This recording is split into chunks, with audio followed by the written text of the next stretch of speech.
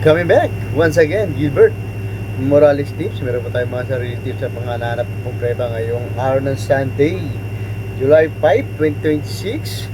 Fourth racing days ni Philippine Jockey Club San Felipe, Patrick Garcia, Batangas City. Silipin po muna natin itong programa na pinaprint ko po. We have 9 races. May dalawang set ng winner take all, dalawang set ng peak 6, isang peak 5, isang peak 4 at last DD plus 1. At meron po tayong winner take all carry over. Ngayon lang po ang mga nagpahirap, si Sean Shelicius, si Reyna Margareta, tsaka yung isang Diado Brown Missile. Kaya po nagkaroon po ng carry over. Sabi ko po sa inyo, mahirap po yung lineup kahit may kanipisan po eh. Ang carry over po nila ay 3,231 pesos, 231,829 pesos. Ayan po ang paghati-hatihan bukas. At ang ganda po ng ating lineup pa. Mamaya po sa race number 3 dadaanan po natin yung PCSO Silver Cup. Ito po yung magagaling, parang Gold Cup po ito. Sana po at makaraos ang ating mga Morales Choice ang tanging lang po na aking maliit. At hindi ko pong YT channel, mapatama ko lang po kayo pinag-aaralan, sinisipan pa prema po nyo sa mid-page ng programa para meron po sa inyo mabigay na maganda informasyon sa ating pag-aaral. Hindi ko na patatagalin na. Good luck and race number 1. Pillar Connecting Base Class 4 Division 42-26 point split. Bracket start po ng first winner take all bet na may carry over 3,231,829 pesos. With a distance of 49 meters, 6 horse po maglalaban-laban dito po. Anybody's race po ito ha. Pampremera ko po dito yung numero 2 na si Genie. Ito, Indaman tinatakbo po nito. May nasigundaan po itong malakas. May 1.19 po ito sa 39 meters. Nagabay po sa kanya si PJA Guse. Nung June 17, dito na rin po si PJC. Pang-5 po ito ha. Kaya Super Dancer, kung siya nasigunda dun ay si Lap in the Rain. Ang panigunda ko naman po dito yung Tug sa Kitty. Isa rin po siya nagpatadiado po dito yung Super Dancer kanina. Ito naman po, Javier Connection din po. Yung numero 6 na si Super Majority naman po ang aking panigunda. May 126.8 puntos sa 49 meters. Gagabay po sa akin si Mark M. Gonzalez noong June 20. Dito rin po si PJC. Pang-5 naman po to kila Concrete Solution. Kung saan nasigunda po doon ay si B-Kind. Halos dikit-dikit lang po sila sa meta. Tingin ko po malaki rin po panalo. Let's move on na po tayo sa race number 3. PJC Condition Race Class 5 Division 3 na mga non-placers po ito. Tingin ko naman po dito magdagdag po kayo dito. I-start naman po ng first peak 6 event wheel nito with the distance of 49 meters. 5 po maglalaba-laba. Kung may pang-all na po natin. Pang-primero ko po dito yung Di Bandera. Tingin ko po makasalida na maayos. Nandun ang kondisyon.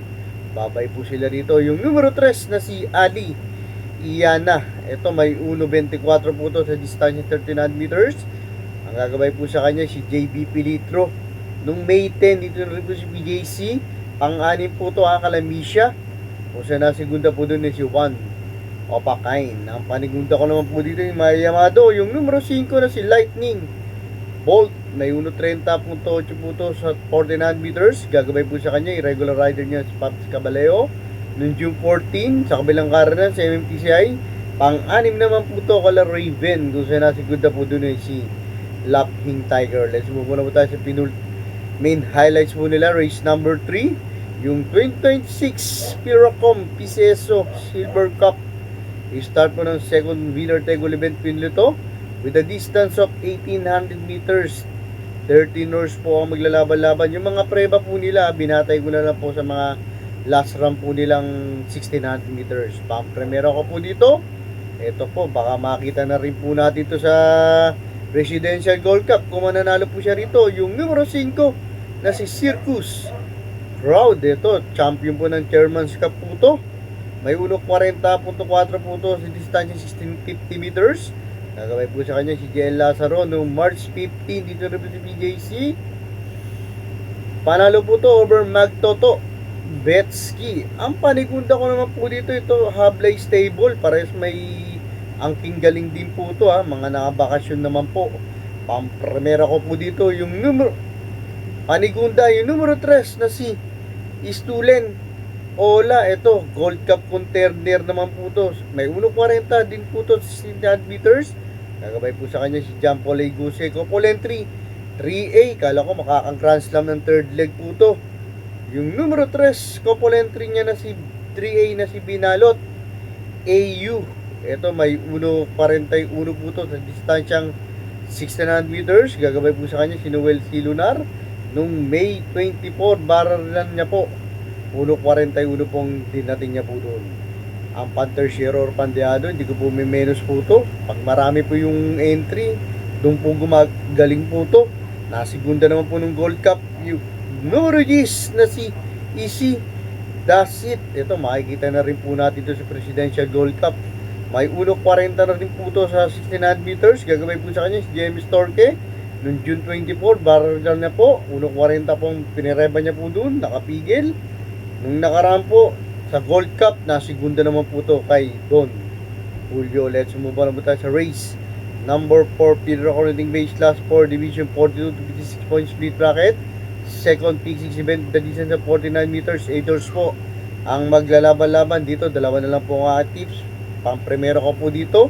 Nasigunda po nung last run yung numero 2 na si Lance in Gray. May 1.18.8 po to sa 39 meters. Gagawin po sa kanya si Ison L. Bautista. Change jack na puli. Binalik huli siya kay Ison Bautista. Noong June 20, dito rin po si PJC.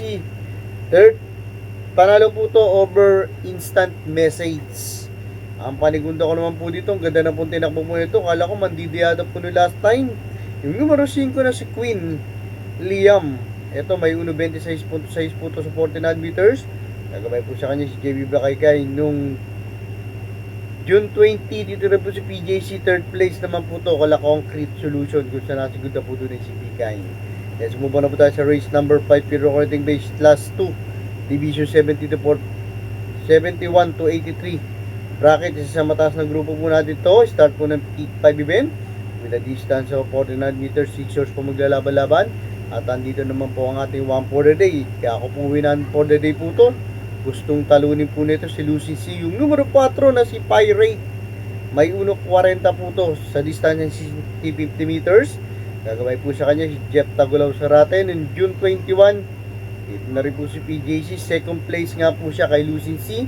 Yung panalo niya naman po noong May 22. Umreba po siyang 1 minute and 9 seconds sa distansya 12 meters. Panalo po siya over Liska Bianca. Kaya dito po sa race number 5, 1 for a day. Ngayong araw ng Sunday, numero 5 na si numero 4 na si Pirate. Let's move on po tayo sa race number 6, Peter According Base Class 5 Division 17 to 41 point split bracket. Start naman po ng peak 4 event po nito with the distance of 49 meters, 7 hours po maglalaban-laban. Ito another anybody's race. Magdagdag po tayo dito ha. Pang-primero ko po dito, kabahay po ni Sir Gonzales. Yung numero 1 na si Gis City. May 1.28.6 po to sa 49 meters. Noong June 21, dito rin po si PJC. Second place po to ha, kay Shining Angel. Ang panigunda ko naman po dito, bagong baba sa grupo, yung numero 4 na si Saib. May 1.15 sa 12 meters. Noong June 9, dito sa kabilang karera sa MMTCI, third place naman po to kay Labuhayang Bato, kung saan nasigunda doon si Noble Touch. Let's move on na po tayo sa race number 7, Field Recording Base Class 3 Division 57 to 70 point split bracket, last 3 plus 1, last 6 double event with a distance of 49 meters, 8 hours po maglalaban-laban. Dito po, dalawa po ang aking tips. Pang-primero ko po dito, nasigunda po na nakaraan kay Sherbet Fountain. Siya na rin po yung mabul nakaraan. Yung numero 1 na si Crusading. May 1.38 po to sa 1600 meters nung nung last run niya po nung June 14. Dito na sa kabilang karera sa MMTCI. Second place nga po siya kay Sherbet Fountain.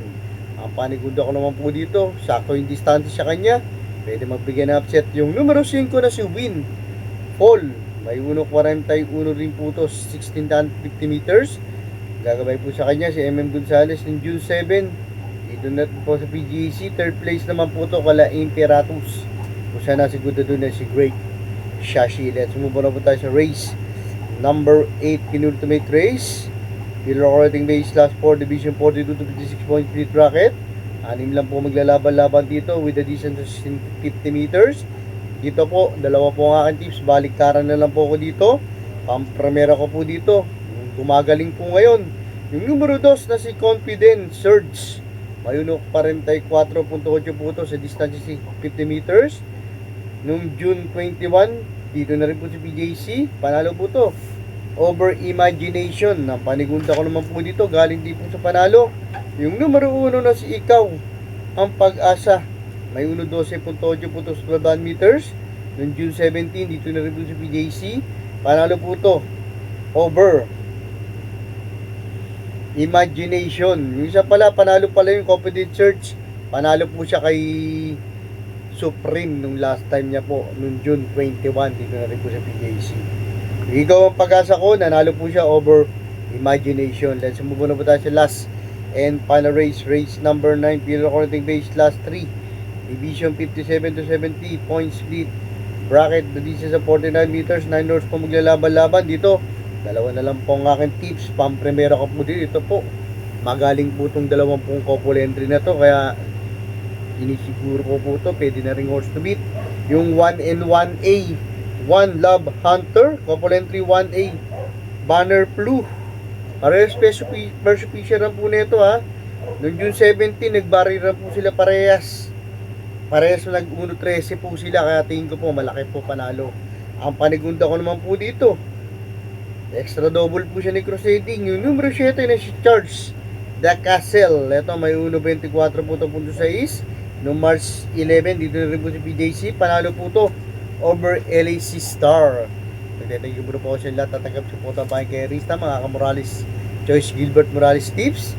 Maraming salamat po sila. Tingnan po tatagaling. Good luck and have a blessed Sunday. Thanks for watching.